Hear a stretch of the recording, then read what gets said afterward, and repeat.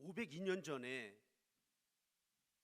종교 개혁을 일으켰던 많은 사람들, 때로는 목숨까지 내어놓고 그들이 외쳤던 것이 있다라고 한다면, 우리 하나님 바르게 잘 섬기자, 입술로만 주여 주여 하는 자가 되지 말고 아버지 뜻대로 바르게 살아가자, 한 번뿐인 인생인데 우리 인생 되는 대로 살지 말고 후회하지 않는 인생이 되어주도록 똑바로 정신 차려서 살자.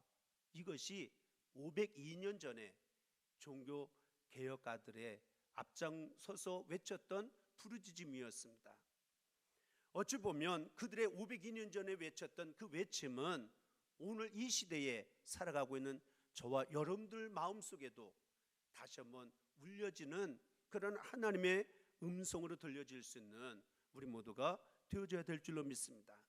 그래서 한 번뿐인 인생, 지난주에 말씀을 드렸던 것처럼 다윗처럼 인정받는 인생이 되어져야지, 오늘 우리가 살펴보는 사울처럼 후회하는 인생이 되어지는 그런 안타까운 우리의 삶이 되어지지 아니하도록 오늘 종교개혁 기념주를 맞이하면서 함께 말씀을 함께 통해서 은혜를 나누고 피차에 다시 한번 우리의 믿음의 모습을 점검해 보는 시간이 되었으면 좋겠습니다.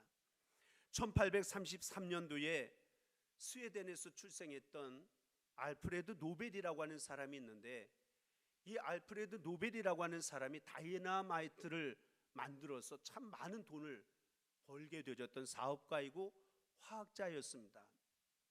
그런데 이 알프레드 노벨이 나중에 어떤 한 계기가 있음을 통해서 나중에 60세가 넘은 다음에 자신의 전 재산을 다 기부를 하고 노벨 재단을 만들게 되어지는 그러한 계기가 있게 되어진 한 전해져 오는 한 에피소드가 있는데, 이 알프레드 노벨이 50대 중반쯤 넘었을 때에 이제 프랑스의 사업자 방문하게 되어져서 이제 호텔에서 쉬고 있게 되어졌습니다. 그런데 다음날 아침에 일어나서 아침 신문을 이렇게 받아 들고 보니까 그 일면에 톱 기사가 어떤 내용이냐면, 죽음의 상인 알프레드 노벨이 죽었다. 지금 내가 살아서 여기에 이 호텔에 머물고 있는데 죽음의 상인 알프레드 노벨이 죽었다라고 하는 커다란 그러한 제목과 함께 부고가 대문짝만하게 프랑스 신문에 실려 있는 것을 보고 깜짝 놀라게 되어졌습니다. 자신 스스로는 그래도 내가 화학자로서 또 훌륭한 발명을 통해서 내가 많은 부를 얻고 명예를 얻었기 때문에 내 인생은 성공했다고, 또 많은 사람들이 다 나를 부러워하는 그런 학자이고 사업자이고 돈도 많이 벌게 되어진 성공한 사람이라고 자신 스스로는 그렇게 생각하며 살아왔는데, 자기가 죽었다라고 하는 사실도 놀라웠지만 그보다 더 놀라운 것은 그 알프레드 노벨에 대해서 죽었다라고 하면서 그에 대한 평가가 별로 좋지 못한 평가로 그렇게 기록되어진 모습을 보면서 그는 충격을 받고 부끄러움을 거둘 수가 없게 되어졌다라고 그렇게 이야기를 하고 있습니다. 사실은 자신의 형이 죽었습니다. 그런데 신문 기자가 잘못 오보를 낸 거예요. 그래서 여기에 그에 대한 평가를 어떻게 하면 죽음의 사자, 저승사자, 죽음의 상인, 이것이 알프레드 노벨이라고 하는 사람에게 붙여진 평가의 대표적인 단어로 신문 기사에 기록되어진 것을 보고서 내가 지금까지 어떻게 살아왔는지, 또 누가 나에게 뭐라고 말하든지 이제 지난 날들은 다 내려놓고 이제 남은 인생, 내가 죽고 난 다음에 저런 평가를 받는다라고 한다면 내 인생, 한 번뿐인 인생, 이건 헛된 인생이 되어지는 것이 아니냐. 내가 앞으로 남은 인생은 헛된 인생을 살아서는 아니 되겠다. 마음속에 깊은 깨달음과 다짐을 가지고 전제에서 그동안 벌어놓았던 모든 것 다 내어놓고 노벨 재단을 만들어서, 그래서 매년마다 세계적으로 모든 각 분야에 있어서 가장 뛰어난 업적과 공로를 세운 사람들에게 표창하고 메달을 주고 기리는 그런 사업을 지금까지도 계속 이어오게 되어졌다라고 하는 것입니다. 우리 인생 길다면 길고 짧다면 참 짧은 것이 우리의 인생이라고 생각이 되어지는데, 나름대로 내 인생 한 번뿐인 인생인데 될 대로 되라, 그냥 아무렇게나 살자, 그렇게 사는 사람이 어디 있겠어요? 나름대로 마음속에 내가 열심으로 살아간다, 최선을 다하며 살아간다, 나름대로 많은 사람들에게 부끄러운 인생이 되지 말아야지, 그런 마음 가지고 살아가는데, 만약에 우리의 마지막 내 생명을 하나님께서 불러가신 그 이후에 후회라고 하는 두 글자가 내 인생과 내 신앙의 삶의 자리가 마무리되어진다라고 한다면 이것보다 더 억울하고 부끄러운 일이 어디 있겠는가라고 하는 것을 오늘 종교개혁 기념주일을 맞이하면서 우리가 다시 한번 깊이 생각해보는 시간이 되어져야 될 줄로 믿습니다. 오늘 본문의 주인공은 사울이라고 하는 왕, 이스라엘의 초대 왕이었던 사울에 대한 이야기입니다. 사울 왕, 하나님을 잘 믿었던 사람이었습니다.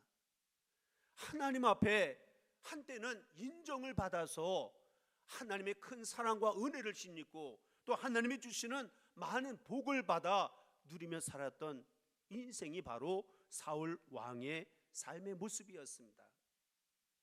그런데 오늘 봉독되어진 내가 사울을 왕으로 세운 것을 후회하노니, 이 이후로부터의 삶의 모습은 나중에 사울이라고 하는 왕은 결국은 후회라고 하는 단어로 그의 인생이 맞춰진 불행한 인생의 모습이 바로 오늘 우리가 살펴보고자 하는 사울이라고 하는 왕에 대한 이야기입니다.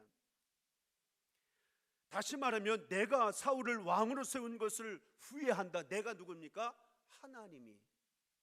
다시 말하면 사울이라고 하는 왕이 되어졌던 사람이었지만 사울 왕은 하나님께도 후회거리가 되어졌던 한 인생이었다라고 하는 것을 성경은 우리에게 말씀해 주고 있습니다. 나중에 뒤에 19절에 있는 말씀 가운데 보면 어찌하여 왕이 여호와의 목소리를 청종하지 아니하고 탈취에게만 급하여 여호와께서 악하게 여기시는 일을 행하였나이까? 누가 하는 이야기입니까? 사무엘이라고 하는 하나님께서 세우신 기름 부음 받은 선지자가 사울에게 하는 이야기예요. 다시 말하면 사울이 왕이 될 때에 물론 백성들의 요구가 있어서 처음에는 하나님이 거부하셨습니다. 그럼에도 불구하고 백성들이 자꾸만 이방 나라의 왕이 있는데 왜 우리에게는 왕을 안 세우도록 허락하지 않습니까? 처음에는 하나님의 왕이시다, 하나님이 다스리신다.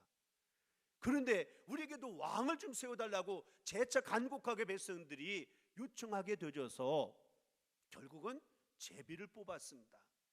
그래서 사울이 왕으로 제비가 뽑혀졌고 사무엘이 기름 부어서 왕을 세웠습니다.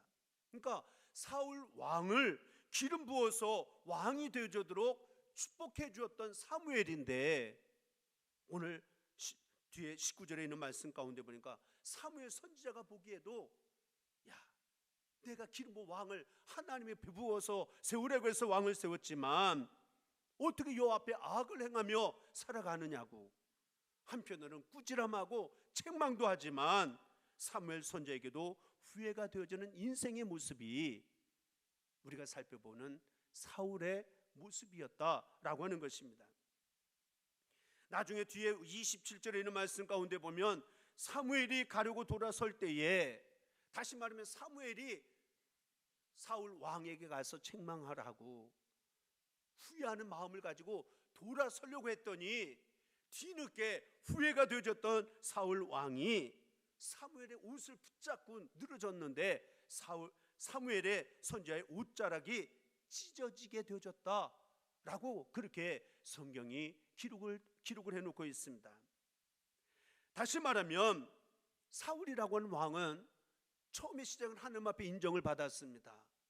하나님 앞에 큰 은혜와 축복을 받았던 한 인생의 삶을 살아서 복을 받아 왕의 자리까지 올랐던 사울이었지만 하나님께도 후회거리가 되고 하나님 앞에 버림을 받게 되고 기름을 부어 왕으로 축복해 주었던 하나님의 종 선지자 사무엘을 통해서 후회하는 사람이 되어지고 또 선지자 사무엘에게로부터 버림을 받게 되어지는 비극적인 한 인생의 주인공이 되어지고 만 사람이 오늘 우리가 살펴보는 사울이라고 하는 사람의 모습이라고 하는 것입니다.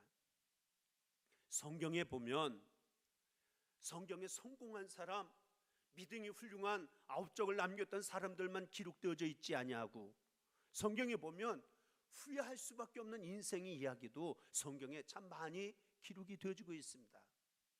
그래서 성경 말씀을 읽어가면서 보면 긍정적인 말만 아니라 부정적인 모습도 비춰보면서 내 인생길 가운데 갈림길 속에서 나는 오늘 이 시대를 어떤 선택을 가지고 살아가야 하는지를 하나님은 이 시대를 살아가는 저와 여러분들에게 하나님은 질문하고 있다라고 하는 것을 우리가 기억해야 될 줄로 믿습니다. 다시 말하면 성경에 많은 후회하는 인생을 살았던 많은 사람들, 구약 성경에서 가장 대표적으로 생각해 볼 수 있는 사람은 아담과 하와를 빼놓을 수가 없습니다. 아담과 하와가 누굽니까? 하나님이 우주 만물을 창조하실 때에 첫 번째 하나님이 만드신 사람, 그 아담과 하와를 하나님이 보시기에도 아름답게 여기셨고 에덴 동산의 축복을 허락해 주셨던 그런 아담과 하와였었는데 그들의 인생이 어떻게 됩니까? 안타깝지만 하나님과 같이 높아지고자 하는 마귀 사탄이 속삭이는 그 말에 그들의 마음이 동요가 일어나고 그래서 하나님의 말씀에 불순종하고 거역하는 가운데 마귀의 손에 붙들려 살다가 에덴 동산 다 잃어버리게 되어지고 말았다.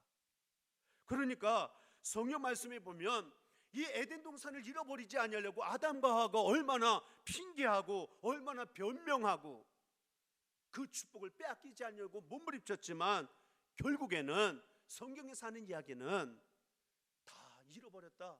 그 얘기는 뭐예요? 후회하는 인생이 되어지고 말았다.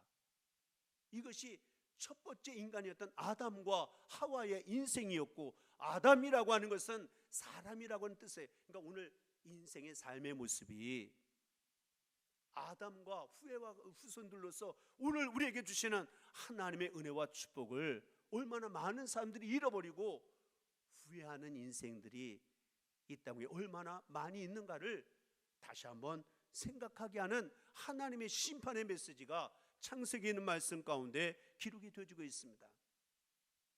또 신약 성경에서 후회하는 인생의 대표자로 생각해 볼 수 있는 사람은 가룟 유다를 우리가 꼽을 수가 있다라고 생각이 되어집니다. 예수님의 공생의 활동 가운데 많은 사람들이 예수님을 따랐습니다.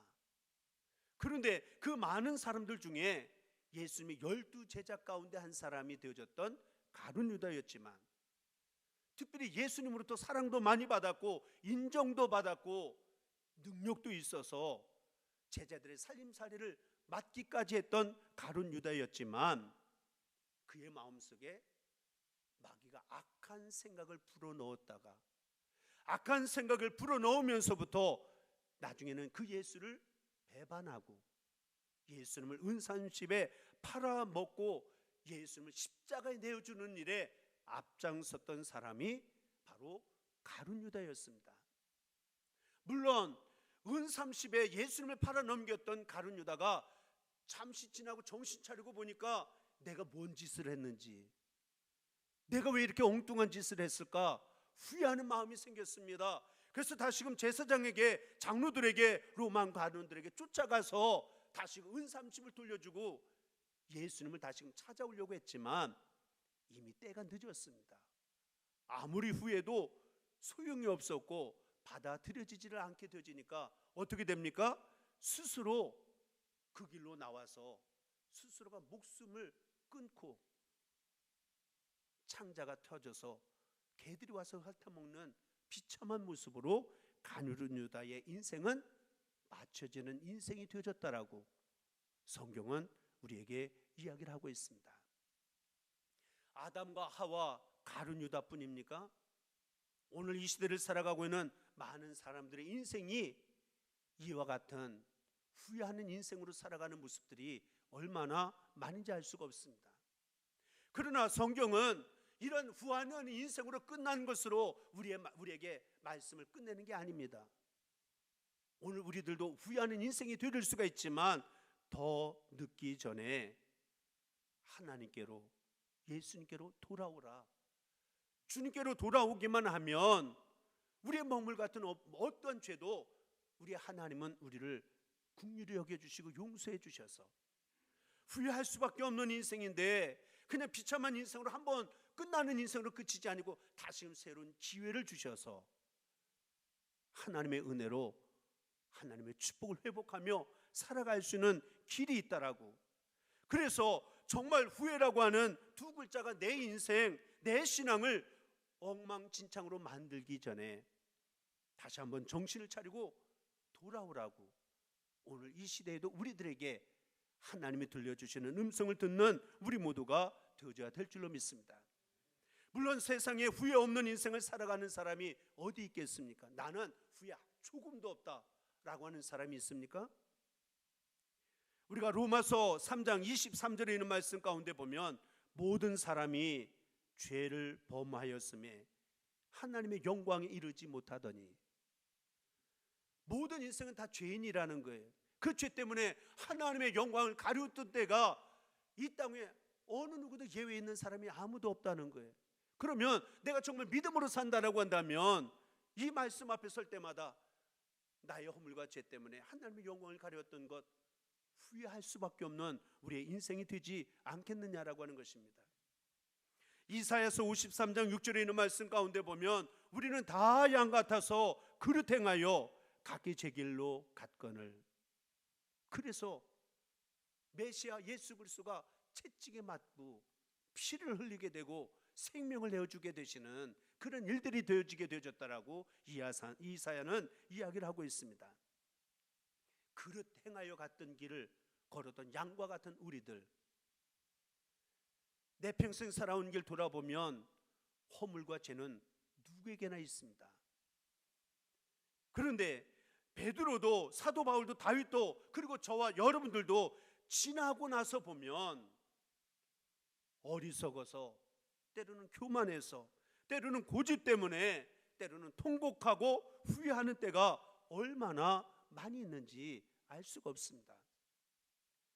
우리가 신약 성경을 많은 것을 기록을 하고 우리에게 신앙의 도전을 주고 또 우리에게 모델로 보여지는 사도 바울이라고 하는 사람도 보면 물론 신앙 훌륭했습니다. 우리에게 아름다운 것으로 고면해주고 있지만, 그러나 그의 인생도 예수님을 만나기 전에, 성령의 충만함을, 성령의 불을 받기 전에 그의 인생도 놓고 보면 후회라고 하는 그러한 두 글자가 그의 인생 가운데 꼭 따라 붙게 되어지는 인생이 사도 바울의 인생이었습니다. 디모데전서 1장 15절 하반절에 있는 말씀 가운데 보면 죄인 중에 내가 괴순이라. 바울이 이렇게 고백할 때는 지난 날들 내가 예수님을 알기 전에, 다메스토성에서 예수님을 만나기 전에 자신의 삶의 모습을 얼마나 탄식하며 후회하면서 나는 죄인 중에 괴수였다고 그렇게 고백하고 있는가라고 하는 것입니다. 제자 중에 으뜸이었던 베드로도 마찬가지입니다. 마태복음 26장에 있는 말씀 가운데 보면 마지막 만찬을 베푸신 다음에 너희들이 조금 어렵고 힘들 때 나를 떠날 것이다, 예수님이 한 말씀을 남겼더니 33절에 있는 말씀 가운데 보면 베드로가 일어나서 큰 소리로 외칩니다. 모두 주를 버릴지라도 나는 결코 버리지 않겠나이다. 그런데 35절에 있는 말씀 가운데서도 보면 내가 주와 함께 죽을지언정 주를 부인하지 않겠나이다, 다시 한번 장담하고 확신하며 큰 소리쳤던 베드로였는데, 그 부분은 거의 75절에 가보면 이에 베드로가 예수의 말씀에 다굴기 전에 내가 3번 나를 부인하리라 하심이 생각나서 밖에 나가서 심히 통곡하니라. 예수님이 말씀하실 때는 깨닫지 못했습니다. 그런데 다구름소리를 들으면서 예수님이 하신 말씀이 생각나면서 야, 내가 이렇게 후회할 짓을 했구나, 그러면서 후회하면서 심히 통곡하게 되어지는 예수님이 수제자였던 베드로의 모습, 저와 여러분들도 마찬가지로 때로는 지내놓고 보면 통곡하고 후회할 때가 얼마나 많은지 알 수가 없습니다. 그렇다고 한다면 그래, 모든 인생은 다 이렇게 후회하며 살아가는 거지 라고만 생각하는 것이 아니라, 오늘 우리들의 인생 한 번뿐인 인생인데 내 인생이 앞으로 몇 년 남았다라고 하는 것이 보장되어져 있고 확실하다라고 한다면 우리가 얼마든지 후회 없는 인생을 다시금 내가 다시 한번 노력하고 애쓸 시간들이 있겠지만, 만약에 오늘 밤에 내 영혼 풀러가시고 나면, 오늘 주님이 오신다라고 한다면 우리 인생은 후회도 아무 소용이 없는 우리의 인생이 되어지지 않겠느냐는 거예요. 그러면 후회 없는 인생이 되어지려면 우리가 어떻게 해야 합니까? 성경은 우리의 영과 육과 혼이 다시 사는 길을 우리가 걸어가야 후회하지 않는 인생이 되어줄 수가 있다라고 하는 것을 우리에게 말씀하고 있습니다. 영과 육이 혼이 다시 사는 길을 걷는 저와 여러분들이 되어줘야 될 줄로 믿습니다. 자, 그러면 우리의 첫 번째, 영이 살려면 어떻게 해야 합니까? 영이 사는 길은 다른 길은 없습니다. 오직 성령의 세례를 받아야 영이 사는 축복의 은혜 가운데 우리가 살아갈 수가 있습니다. 영이 살지 아니하면 하나님을 알지 못해요. 하나님을 알지 못하는데 어떻게 하나님을 믿고 어떻게 구원의 자리에 이를 수가 있겠습니까? 사울 왕이 후회하는 인생으로 떨어진 이유가 있다라고 한다면, 사울 왕이 계급이 낮아서가 아닙니다. 돈이 없어서도 아니고 재물이 없어서도 아니고 힘이 없어서 사울 왕이 후회하는 인생으로 떨어진 것이 결코 아니었습니다.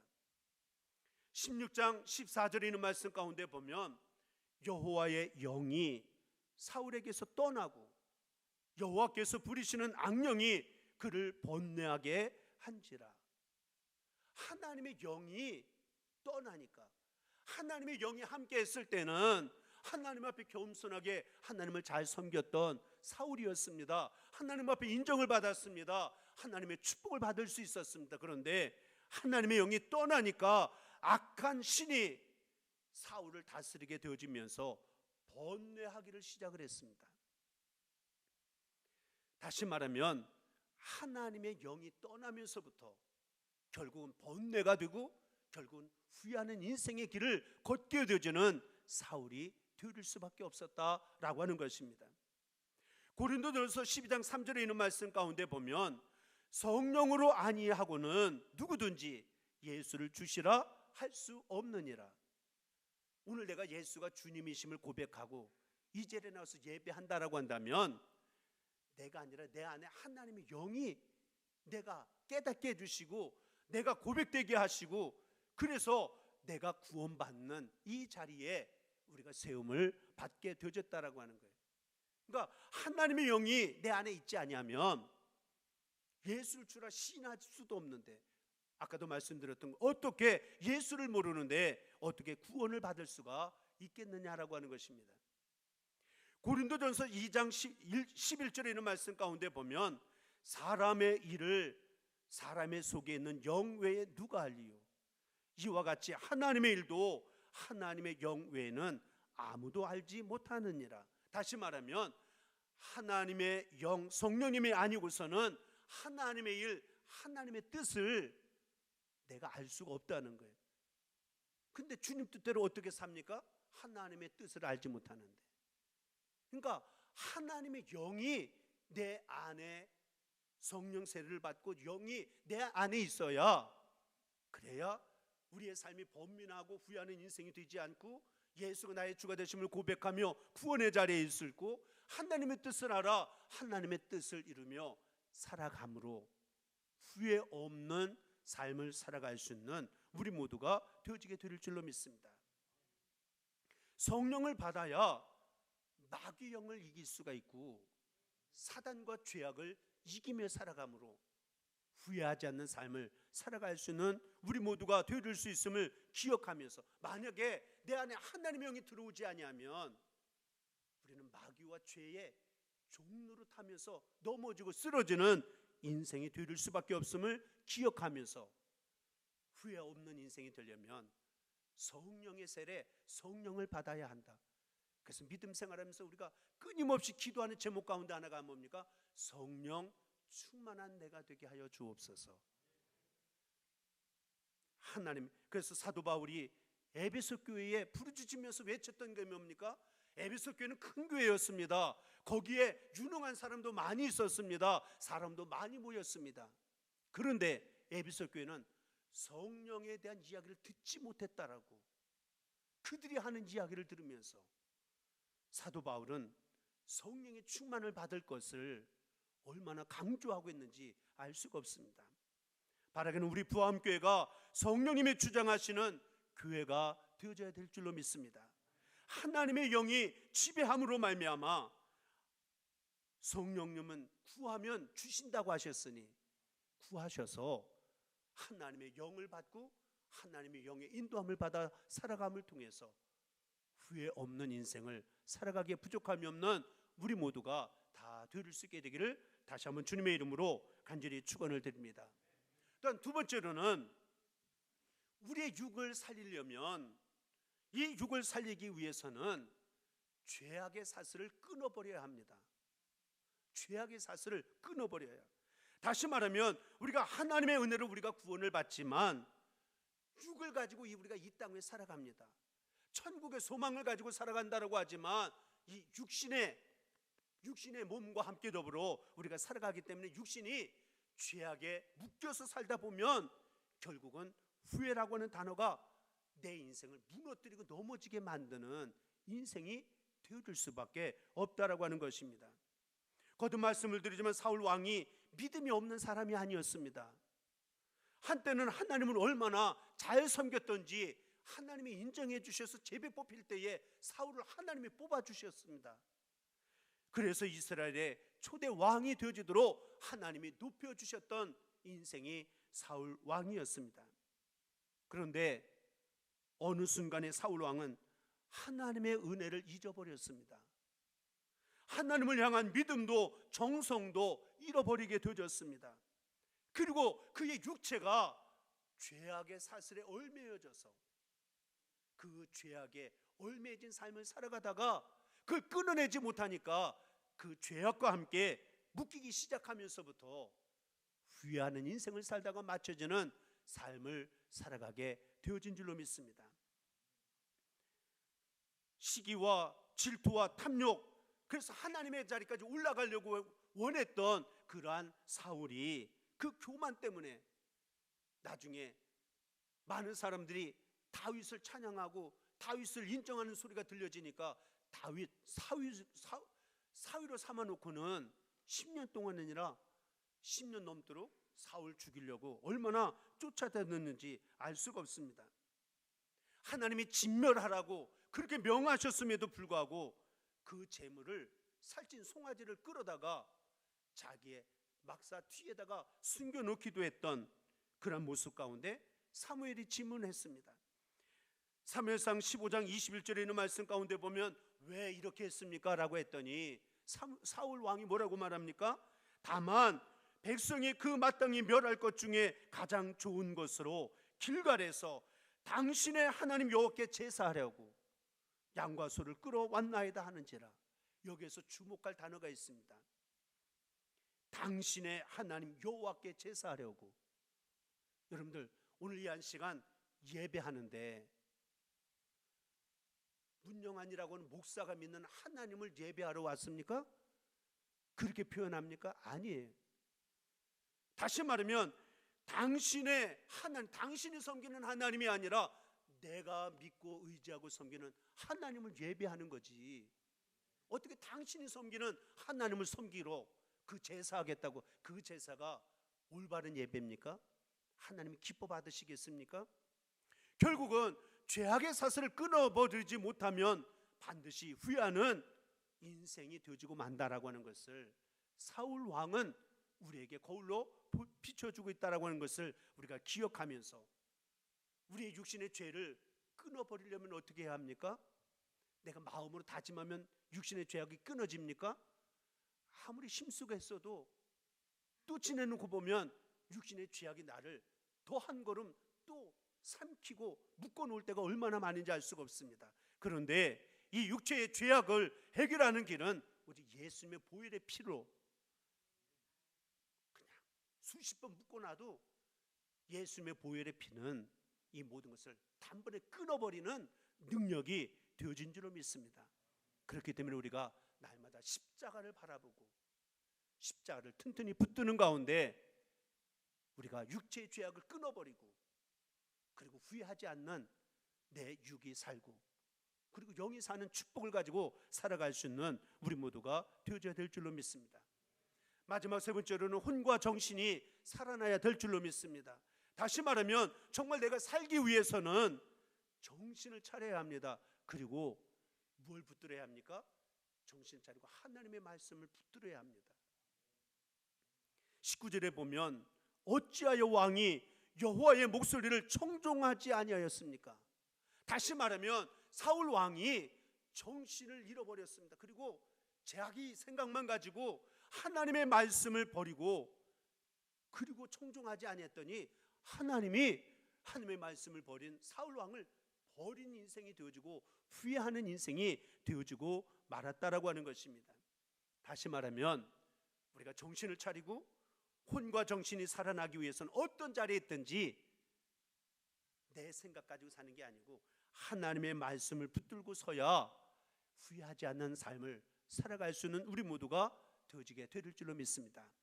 오늘 종교개혁주의를 맞이하면서 오늘 말씀을 통해서 다시 한번 깨닫는 것, 하나님의 영이 내 안에 언제나 충만한 삶이 되게 하여 주옵소서.